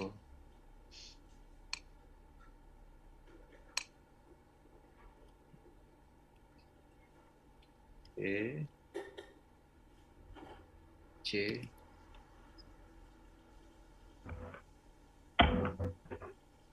B. E. Nah, apa yang beda dengan kualitatif tadi? Yaitu pada identifikasi masalah. Identifikasi masalah ini adalah hal-hal yang kita ungkap yang mungkin memberikan kontribusi dari variabel-variabel bebas kepada variabel terikat. Nah, ingat variabel di kuantitatif kan ada 4. Baik penelitian korelasi atau penelitian yang namanya path analysis atau analisis jalur. Jadi di identifikasi masalah itu menyangkut tentang hal-hal yang berkenaan dengan kemungkinan variabel yang dapat berkontribusi kepada variabel terikat. Tapi di luar variabel yang kita teliti. Nah, itulah yang namanya nanti kita munculkan dalam konstelasi masalah, gambar masalah itu dengan epsilon. Epsilon itu adanya variabel lain yang mungkin berkontribusi pada variabel X4, tapi tidak kita teliti. Tapi kita ungkapkan di dalam identifikasi masalah. Artinya kita mengidentifikasi kemungkinan variabel yang akan berkontribusi kepada variabel terikat. Itu istilahnya itu. Ya. Nah, ingat tadi penelitian kita dalam kualitatif itu terdiri dari 4 variabel.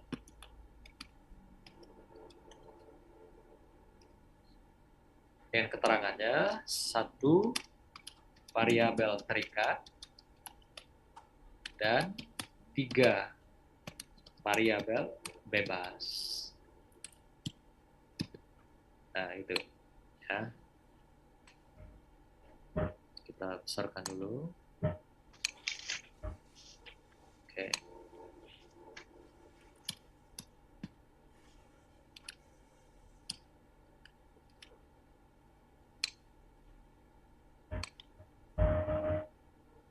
Jadi itu ya, lain-lain lebih kurang sama, mirip, nggak terlalu jauh beda. Nah, kemudian kita masuk pada bab 2, yaitu landasan teori, sama juga namanya, atau bab 2. Apa isinya? Sama, tapi kita awali dari variabel terikat. Dia pada posisi terikat itu kan sebenarnya di 4, tapi kita putar dia menjadi 1. Misalnya, variabel terikatnya apa tadi? Yaitu profesionalitas tenaga kependidikan. Nah, ini kita jadikan poin A. Padahal ini variabel keempat ini. Atau dikenal dengan X4. X4. Ini artinya variabel terikat. Nah, di kualitatif tadi gitu juga. Ada yang membuka itu di awal dari variabel tema kedua. Pembahasan awalnya. Baru diikuti tema kedua. Nah, boleh juga, nggak masalah.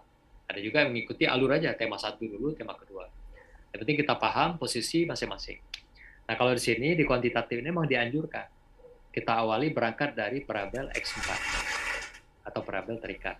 Nah, kemudian yang B, barulah parabel bebasnya. Misalnya kita ambil tadi juga, misalnya salah satunya adalah akuntabilitas. Akuntabilitas. Kepala SMA. Lalu yang C-nya kita ambil misalnya budaya akademis. Karena sekolah, budaya sekolah ya. Yang D-nya kita ambil misalnya apa di sini? Kecerdasan emosional. Yang gampang aja ya. Nah, ini menjadi X1, di sini menjadi X2, di sini menjadi X3. Nah, di sini X4. X4 ini kalau penelitiannya adalah model PET analisis. Model PET analisis. Ya. Kalau dia digunakan korelasi, yang digunakan adalah Y. Ini hanya untuk membedakan saja. Jadi kalau Bapak Ibu menggunakan di sana X4-nya itu adalah Y, itu berarti korelasi. Kalau Bapak Ibu menggunakan X4, itu berarti PET analisis, analisis jalur. Itu maksudnya. Hanya itu saja gunakan. Jadi X1, X2, X3, X4. Nah, itu kelihatan. Berarti kata awalnya apa? Pengaruh. Gitu kan? Kalau kita menggunakan korelasi, berarti Y. Nah, itu aja bedanya. Ya. Kemarin udah berulang-ulang ya kita lakukan. Sama juga ketika habis pembahasan teori, kita kunci dengan yang namanya, ada istilahnya, kalau tadi sintesis, kalau di sini kita kenal dengan konstruk. Ya. Jadi di sini kita harus ingat, ada konstruk dan sintesis. Dan indikator. Konstruk itu sama dengan sintesis sebenarnya. Hanya untuk membedakan saja, konstruk itu bangunan teori yang kita kunci di akhir itu namanya konstruk. Sedangkan indikatornya sama. Ya, intinya sama tadi. Jadi kunci dari semua teori, penutup dari teori itu kita simpulkan. Simpulan itu kalau dalam kuantitatif dikenal dengan konstruk. Kemudian ada indikator. Indikator alat untuk mengukur tadi.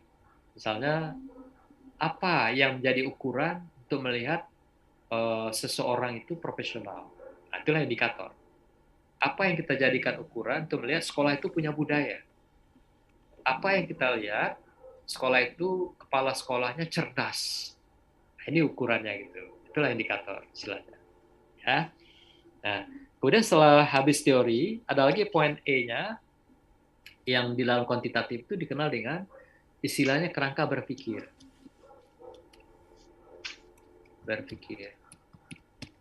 Setelah kerangka berpikir ada namanya hipotesis.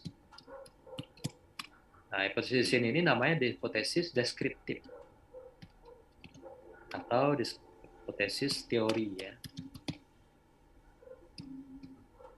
Deskriptif ya, atau hipotesis deskriptif atau teori.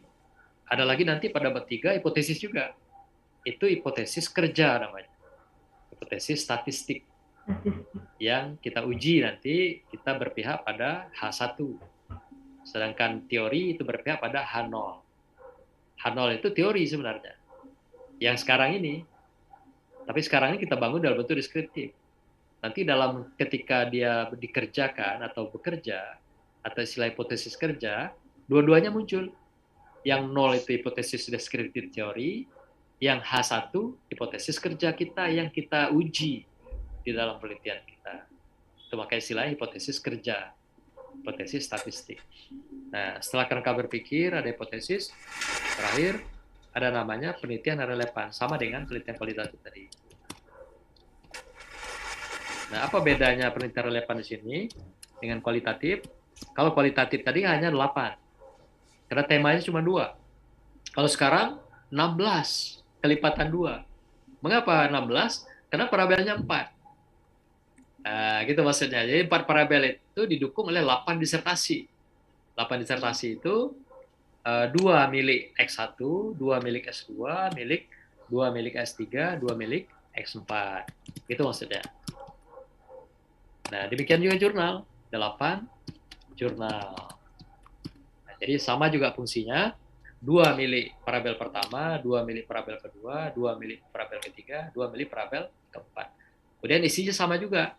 Dibikin adanya narasi, yaitu sintesis. Apa kesamaan penelitian kita dengan mereka? Lalu apa yang beda? Yang menjadi daya dukung, daya dorong kita mau melakukan penelitian tersebut. Itu namanya sintesis penelitian yang relevan. Ya, sama lebih kurang. Nah, kemudian kita teruskan bab 3, yaitu metodologi penelitian. Metodologi penelitian atau bab 3. Apa isinya? Yang pertama tetap pendekatan penelitian. Sama juga. Yang keduanya populasi sampel. Nah, kalau dalam kualitatif tadi setting sosial dan subjek penelitian. Sebenarnya itu juga lah ya. Cuma dalam penelitian itu macam-macam. Pakar kuali dan kuanti itu beda paham dan membuat gaya masing-masing. Padahalnya isi itu juga. Sama juga jenis dan data penelitian. Sama. Kemudian yang berikutnya teknik pengumpulan data ya. Data penelitian. Data. Ini instrumen maksudnya. Penelitian. Kemudian yang kelima, teknik analisis data. Lalu hipotesis penelitian. Nah, ini maksudnya hipotesis kerja ini. Statistik. Atau hipotesis kerja. Yang berikutnya, rencana penelitian. Rencana penelitian kan sama dengan kualitatif dalam bentuk metrik biasanya. Tabel. Ya. Tabel langkah-langkah yang kita lakukan. Langkah atau prosedur ya. Prosedur riset selama 6 bulan. Itu harus dirinci kegiatan kita. Mulai dari menyusun proposal, sampailah nanti penelitian yang kita lakukan, sampai ujian terbuka. Itu selama 6 bulan. Cara penelitian dalam bentuk matriks. Jadi bulan pertama kegiatan kita ini, bulan kedua ini, 3 ini, sampai bulan ke-6. Itu sudah jadi sebuah disertasi. Maka itu dikatakan tadi bahwa penelitian, proposal itu adalah usulan rencana penelitian. Atau yang katanya rencana penelitian itulah proposal penelitian. Yang lain-lain sama Bapak Ibu sekalian, tidak perlu kita ulang lagi tadi ya. Seperti misalnya tadi pustaka sama, kemudian kelengkapan sama, lalu proposal kelengkapan daftar pustaka, keislaman ya, keislaman ya. Sudah ya. Kelengkapan termasuk tadi ada ya keislaman di sini ya. Malah ada keislaman ya di kelengkapan itu. Nah, ya itu sama semua Bu, nggak masalah. Yang beda itu apa? Yang bisa kita lihat. Pertama di bab 1 ada tambahan identifikasi masalah. Cuma itu yang berbeda. Yang kedua pada bab 2. Nah, ini agak banyak tambahnya. Karena dia parabelnya banyak kan. Ada tambahan di sini kerangka berpikir. Ada hipotesis deskriptif atau istilahnya hipotesis teori. Nah, penelitian relevan sama. Di sini ada 2 tambahan ya. Kerangka berpikir dan hipotesis. Atau hipotesis penelitian. Biasanya begitu tuh. Hipotesis penelitian. Tapi kita perlu tahu bahwa di sini hipotesis ini maksudnya adalah hipotesis teori ya. hipotesis statistik nanti di bab 3. Nah, sama juga pada metodologi penelitian ada tambahan di sini, yaitu hipotesis. Beda ya. Nah, yang lain lebih kurang sama. Ya. Biasanya ini bab di sub 4 teknik pengumpulan data ini instrumen. Nampak ya? Iya. Nah, kelihatan ya? Di poin D. Jadi intinya, saya mau kasih kata kuncinya bahwa penelitian kuanti dan kuali sebenarnya proposalnya nggak jauh beda. Cuma kenapa ada tambahan-tambahan itu di dalam kuantitatif? Karena dia punya hipotesis. Ingat dulu di awal saya katakan bahwa penelitian kualitatif itu kan hanya logiko dan verifikasi. Kalau dalam kuantitatif ada tambahan satu, logiko, hipotetiko, dan verifikasi. Nah, tambahan hipotetiko itu yang membuat penelitian kuantitatif itu lebih dalam, lebih luas, gitu. Agak lebih panjang. Tapi sebenarnya kalau dilaksanakan, penelitian kuantitatif lebih cepat. Kenapa? Karena penelitian kuantitatif semuanya serba terukur. Mulai dari awal, protapnya itu jelas, prosedurnya. Gitu ya. Kalau kualitatif, dia ada yang jadi problem kadang-kadang kalau penelitian tidak suka menulis, atau bukan seorang penulis, dia agak kesusahan juga meneliti secara kualitatif. Karena kan kualitatif itu lebih banyak ditagih juga narasi, uraian, deskripsi. Di samping, dia harus rajin turun berdalam-dalam. Maka itu sering saya tanya, Anda berapa kali ke lokasi penelitian ini? Melaksanakan penelitian? 3 kali. 3 kali datang pertama baru lihat gerbang sekolah. Yang kedua baru assalamualaikum. Yang ketiga baru duduk di kantin, KP. Jadi belum sampai pada pengumpulan data kalau 3 kali. Atau juga 5 kali, belum cukup. Nah, maka itu logikanya kalau selama 6 bulan, kalau kualitatif, minimal 1 bulan 2 kali. Jadi kalau 6 bulan, setidaknya 12 kali Bapak Ibu turun ke lokasi. Karena penelitian kualitatif itu sifatnya partisipan, terlibat secara elaboratif, berdalam-dalam, berluas-luas. Jadi kalau Bapak Ibu datang sekali, 2 atau 3 kali, ketahuan itu bohongnya penelitiannya. Gitu. Jadi maka itu sebulan setidaknya 2 kali, logikanya begitu. Jadi kalau 6 bulan, berarti 12 kali. Itu masih masuk akal. Kalau yang idealnya seperti apa? Sebulan 4 kali. Sehingga satu proses periode penelitian, kalilah 4 kali 6. 24 kali. Wah, itu ideal. Baru mantap. Ya, penelitiannya. Tapi kalau datang berapa kali? 3 kali, maksimal 5 kali. Itu ngotai. Ya, banyak ngecapnya itu. Jadi kita pembimbing, promotor ini sangat gampang membaca data itu. Karena datanya seperti berkomunikasi dengan kita. Mengatakan bahwa kami ini bias. Bias itu bohong. Ya, karena datangnya cuma sekian kali. Ya, itu pun datangnya abal-abal itu ya. Bukan mencari data. Cuma datang say hello. Assalamualaikum. Langsung balik. Ya, datang dari depan, pulang dari belakang. Selesai. Mana penelitiannya begitu? Oke, ya. Ini makin sore makin menarik ya. Baru 2 jam ya. Oke, silakan. Kalau ada yang mau ditanyakan atas apa yang sudah kita diskusikan. Silakan. Ya. Pak Prof. Ya, siapa duluan nih? Saya dulu Pak Prof. Silakan. Sapri. Pak Sapri. Pak Sarip atau Pak Sapri? Sapri. Sapri. Oke. Silakan Pak Sapri. Bismillah. Ini Pak Prof, yang mau saya tanyakan di bab 1 Pak Prof. Ya. Yang bab 1 kualitatif. Kuali ya. Apa itu? Yang grand theory dengan grand tour itu Pak Prof. Ya. Itu yang grand theory kan induk teori. Ya. Ya, induk teori, terus yang grand tour itu induk data. Hah? Grand teori, induk teori. Ya, yang Grand grand tour tour tadi induk data. induk data. Ya. Bukan lawan dari grand teori, bukan. Bukan. Jadi grand teori itu landasan teori yang menjadi sandaran penelitian kita.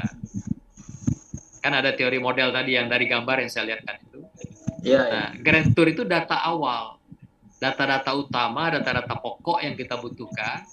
Apa yang berbeda dengan teori? Nah, itu maksudnya Pak Sapri. Jadi bukan yang sama dengan teori, yang berbeda dengan teori. Itulah data grand tour. Yang berbeda dengan teori ya. Ya. Nah, setelah kita punya data yang berbeda dengan teori, maka itulah munculnya grand question, pertanyaan penelitian.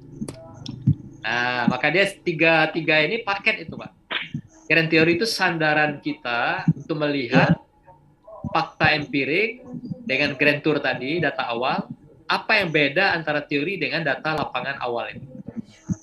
Nah, yang berbeda itulah yang membuat pertanyaan itu muncul, yang dikenal dengan grand question. Berarti grand tour ini data lapangan ya? Berbeda. Grand teori itu buku. Grand tour. Oh, grand tour data lapangan, empirik. Data lapangan. Ya. Kalau data Ya. lapangan yang berbeda dengan Empirik. teori, Nah, berarti empirik. data lapangan bisa berbeda, bisa sama berarti. Ya, kalau sama tidak perlu diteliti. Berarti sudah seiring dengan teori, tidak perlu diteliti lagi. Berarti yang diinginkan harus berbeda, Prof ya? Harus berbeda. Nah, gitu. Jadi kalau udah sama, nggak perlu diteliti lagi, Pak. Teori mengatakan A, datanya A, nggak perlu diteliti lagi, nggak ada masalah Bapak berarti di lapangan. Yang masalah itu justru yang beda antara teori yang Bapak gunakan dengan data lapangan yang Bapak temukan. Perbedaan itulah yang membuat Bapak mendasari untuk melakukan penelitian, sehingga menimbulkan pertanyaan, grand question itu. Jadi kalau udah sama dengan teori, sama dengan aturan, kalau perintah kebijakan kan aturan. Nah, jadi kalau udah sama dua-duanya antara teori dengan lapangan, atau antara kebijakan, antara aturan dengan lapangan, nggak perlu lagi diteliti, Pak. Maka itu di latar belakang tadi kita munculkan adalah hal-hal yang unik atau keunikan. Keunikan itu apa yang berbeda dengan teori itu, kelebihannya atau kekurangannya gitu. Nah, kebanyakan kita ngambil pada sisi kekurangan, kelemahan, kesulitan. Itu yang beda dengan teori itu tadi, Pak. Ini Prof, untuk grand teori tadi apakah diambil dari dua tema, kemudian menghasilkan grand tour yang dua tema juga, atau cuma satu tema? Ambil dari mana ya? Nah, ambil dari tema kedua. Mengapa dari tema kedua?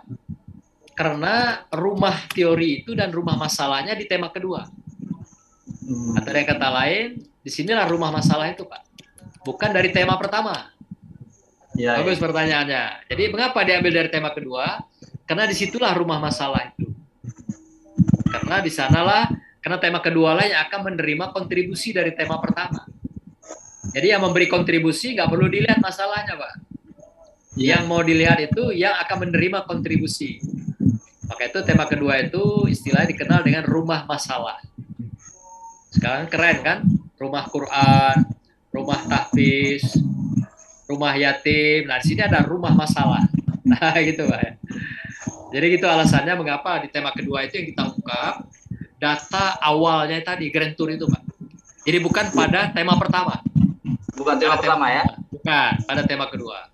Nah, gitu Pak Sapri ya. Bagus pertanyaannya. Jadi semua untuk dipahami. Siap. Jadi nggak perlu yang tema pertama, nggak perlu diisi tema pertama. Sama juga dalam penelitian kuantitatif, ambil di tema keempat, variabel keempat. Rumah masalahnya pada variabel keempat kalau di kuantitatif.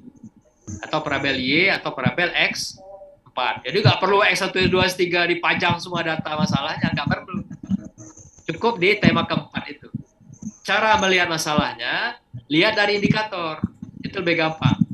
Apa yang tidak sesuai dengan indikator, berarti itu tidak sesuai dengan teori, Pak Sapri. Karena indikator kan turun dari teori.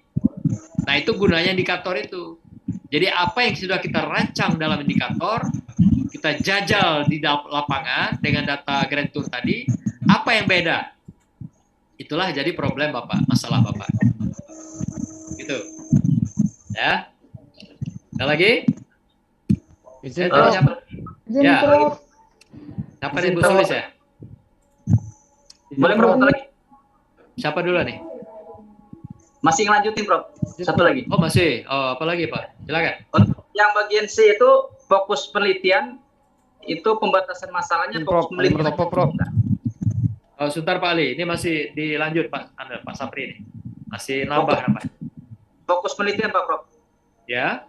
Ini pembatasan masalah cukup fokus penelitian saja bisa nggak? Lokusnya juga dibuat Pak. Kan ada dua itu, fokus dan lokus. Kalau lokus kan kawasan penelitian kita dalam kawasan manajemen pendidikan. Kalau fokus, kawasan tema kita. Titik fokusnya kemana? Fokus itu kan sudut Pak. Sudut yang kita teliti. Jadi pada sudut terkecil yang kita teliti, itulah fokus kita. Jadi kalau nggak ada sudut usus yang kecil yang kita teliti, berarti tema itulah. Kayak tadi akuntabilitas. Misalnya Bapak mau lihat sudut akuntabilitas itu sudut apa yang kita mau angkat dalam penelitian ini. Tapi kalau nggak ada sudut khusus, ya berarti akuntabilitas itu secara umum, secara keseluruhan. Itulah yang akan kita teliti menjadi sudut kita atau fokus penelitian kita. Nah, gitu maksudnya. Ya, oke. Terima kasih Pak Prof. Yuk, silakan. Siapa lagi Pak Murtopo? Izin Prof. Ali Murtopo Prof. Ya, silakan. Ini Prof, ini kalau penelitiannya tentang komparasi, studi komparasi, Ya. itu masuk di kualitatif apa kuantitatif Prof? Komparasi, perbandingan. Bandingan kuanti. Ya. Cuma itu ya. Penelitian komparasi ya. Ali Murtopo ya. Halo, Prof. Halo, ya. Kenapa nih hawar-hawar Pak Ali? Ya, Prof. Mungkin jaringan, Prof. Jaringan barangkali. Jaringan ya. Oke. Jadi komparasi itu ada dua model penelitian Pak Ali. Kalau penelitiannya dibawa dalam penelitian kuantitatif yang dikenal dengan penelitian-penelitian kelas, ya, itu digunakan eksperimen. Itu ada perbandingan atau perbandingan komparasi yang dilakukan dalam penelitian. Misalnya contoh penggunaan metode pembelajaran, ya, perbedaan antara metode pembelajaran dinamika kelompok dengan studi kasus misalnya. Nah, itu dilihat dari adanya nanti rumus statistiknya digunakan komparatif. Ada komparatif itu namanya eksperimen.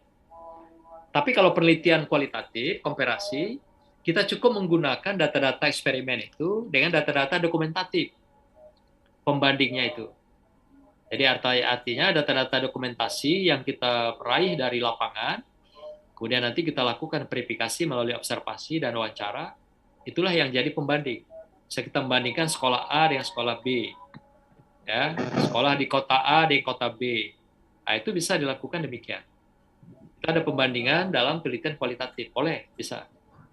Tapi kalau dalam kuantitatif ada juga, tapi lebih kepada pembelajaran yang dikenal penelitian dengan eksperimen. Tapi dalam penelitian manajemen kita jarang menggunakan penelitian kelas itu.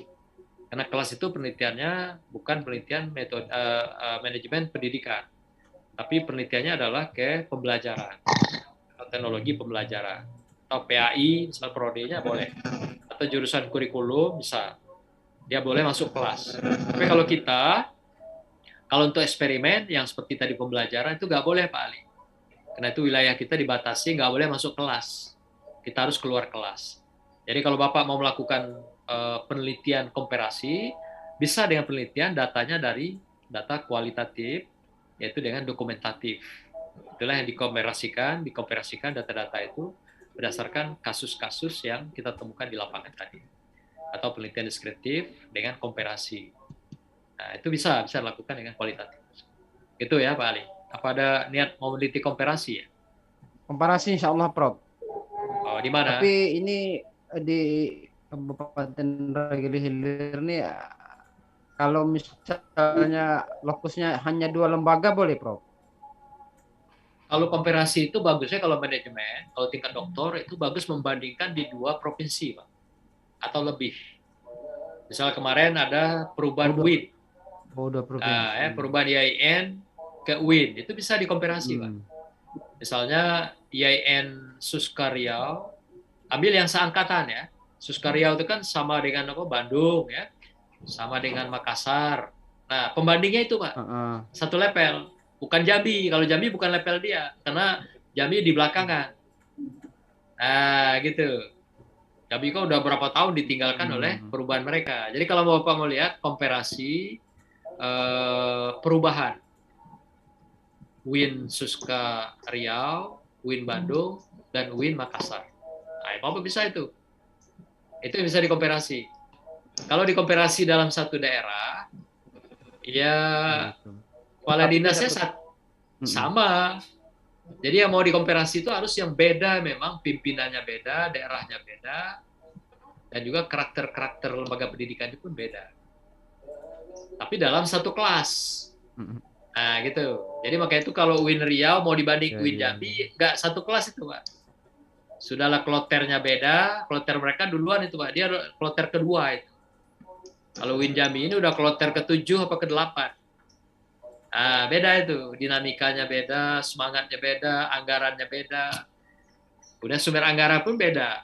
Kalau UIN Suska kan dari IDB. UIN Jambi dari SBSN. Beda, Pak. SBSN itu ini surat berharga yang dari pemerintah, yang kabarnya dari dana haji itu. Sementara kalau yang UIN Riau itu dari IDB, dari Jeddah, dari tanah Arab itu bantuannya. Beda itu, utang. Kalau kita utang juga, tapi pada jamaah haji lah, Pak. Jadi kalau mau naik haji kan Pak Menteri Agama udah bilang dana haji udah tekor, ya dipakai apa nggak tekor? Bikin kan kebutuhan fisik kan. Nah gitu kan ada lagi heboh sekarang tuh DPR kan Menteri Agama. Menteri Agama bilang bahwa dana haji kita udah tekor. Tekornya kemana gitu kan? Kalau nggak dipakai nggak tekor ya. Kalau dipakai ya tekor lagi. Oke ya, Pak Ali ya. Komparasi ya. Siap, Prof. Insyaallah, Prof. Siapa lagi nih? Prof, izin bertanya. Siapa? Ibu Mila. Mila ya. Tadi Mila ada tulis Sari. ya, mau Mila Sari ya. Oke. Iya. Mila Silakan Sari. Mila. Silakan Mila. Terima kasih Pak. Langsung aja ini waktu. Ini sponsor nih. Yang pertama Pak, untuk Ya, ya. penelitian kuantitatif, PET analisis itu, nah rumusan masalahnya mesti 10 gitu Pak, wajib 10 atau boleh kurang. Yang pertama. Kemudian yang kemarin itu yang variabel intervening itu wajib ada atau bagaimana?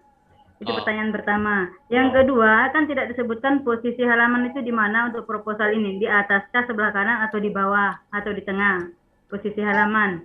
Yang ketiga, identifikasi masalah. Pelan-pelan dikit Bu, apa? Sebentar, ngebut banget. Mila Sari, Mila. Ya. Nah, harus ada variabel intervening itu wajib atau tidak. Kemudian apakah harus ada 10 rumusan masalah untuk PET analisis. Apalagi? 2 ya? Yang kedua, posisi halaman di proposal. Kemarin saya sudah perbaiki, cuma saya bingung halaman kan tidak disebutkan apakah di sebelah kanan atas atau di bawah di tengah-tengah atau di sebelah kanan sebelah kanannya. Itu saya belum tahu.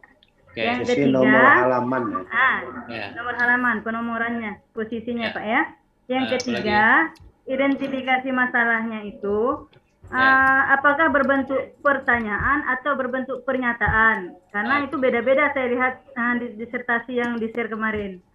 Yang keempat, konstruktif itu yang setiap teori yang kita bangun, kemudian kita buat konstruktifnya, membuat semacam kesimpulan dari bahasa kita sendiri, kemudian menghasilkan indikator.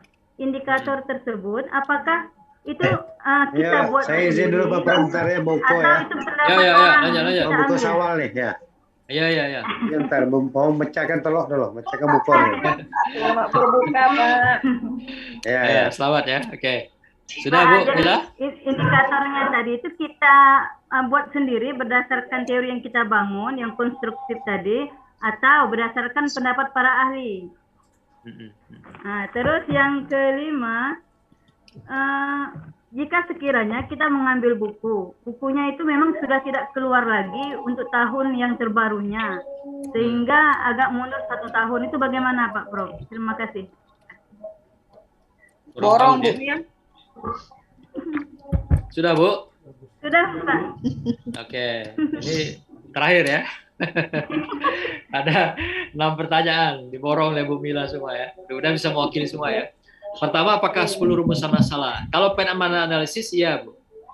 Kecuali korelasi. Korelasi cukup 4 rumusan masalah.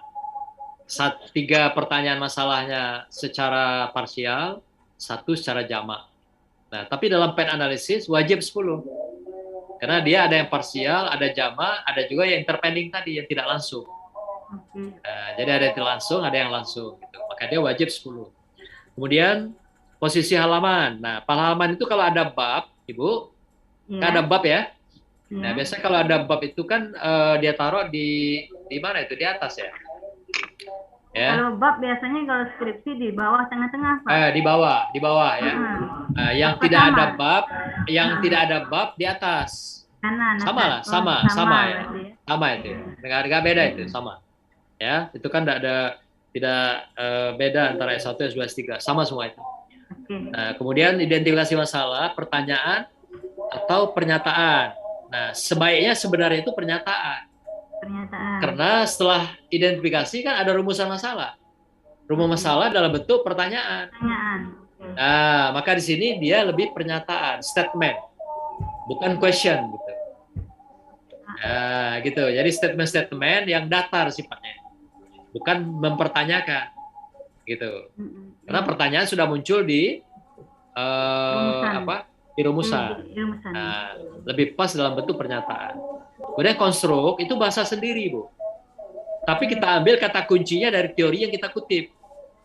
Jadi bahasa sendiri bukan kita buat-buat juga. Kita tetap merujuk pada teori yang sudah kita kutip tadi. Pun juga begitu. Terus indikatornya itu bahasa sendiri juga atau para ahli? Dari teori juga, dari teori yang kita ambil dari para pakar tadi. Jadi bukan ngada-ngada gitu, tetap rujukannya ke sana. Oh iya. Jadi mungkin setiap teori yang dibuat oleh pakar, seperti pengertian dan sebagainya tadi, mungkin ada 5 keluarnya. Lalu kita ambil yang mirip dengan teori-teori yang lain, kita keluarkan misal cukup 1 atau 2. Jadi maka itu di total semua indikator itu cukup 5 atau 6 saja maksimal. Nah, jadi mana yang dekat itu dikonden namanya. Dikonden itu didekatkan, digabung. Nah, itu namanya kondensasi. Itu dalam istilah fisika itu, saling didekatkan. Itu istilahnya. Kemudian terakhir, buku yang kurang tahun ya nggak boleh, memang 10 tahun. Buku bahasa Inggris itu, Bu, itu terbit 2 tahun sekali. Ada juga setahun sekali. Jadi kalau kita nggak ketemu buku yang terakhir, berarti kitanya belum maksimal mencari buku yang paling mutakhir. Ya kalau kita punya misal kalau kita punya, kalau sudah tahu penerbitnya, dihubungi penerbitnya itu, Bu. Minta yang edisi terakhir, dia itu kalau nerbit buku, bukan saja tahun yang sama, misal 2022. Dia sudah terbitkan itu 2024. Untuk sebagai update buku itu. Jadi kalau Ibu bilang misalnya tahun itu kurang, ya Ibu yang kurang maksimal mencarinya, itu belum sampai. 2023 kurang, tapi 2022 kalau tamatnya bisa. Sudah ada 2023 itu saudara bukunya. Jadi kalau Ibu mau selesai 2023, berarti ambillah buku 2013 atau 2014. Jangan 2010, 2011, itu expire, Bu. Kalau expire, makanan Bu expire sakit perut Ibu nanti, muntahangin dia. Ya, ambil yang masih aktual, up to date, yang dikonsumsi sehat gitu. Halalan thayyiban kan. Oke, Pak Prof. Oke. Ini udah maghrib, mau terus atau tunda dulu? Kalau kurang nanti tambah. Kita cari waktu lagi. Lagi di kantor. Oke, sementara mungkin itu dulu. Ya, nanti kalau memang mau ditambah lagi waktu lain, silakan Roding dan Pak Kaspul. Saya anytime siap. Ya, apalagi Zoom ini kan hanya nongkrong di kamar aja. Demikian ya. Sampai ketemu di lain kesempatan. Saya menunggu atensi berikutnya untuk kita Zoom atau diskusi. Baik, kita akhiri ya. Saya keluar dulu. Terima kasih, Prof. Terima kasih banyak, Prof, ilmunya. Sama-sama. Mudah-mudahan barokah. Semua selesai bareng. Amin. Jamaah, keluarnya jamaah. Oke. Assalamualaikum warahmatullahi wabarakatuh.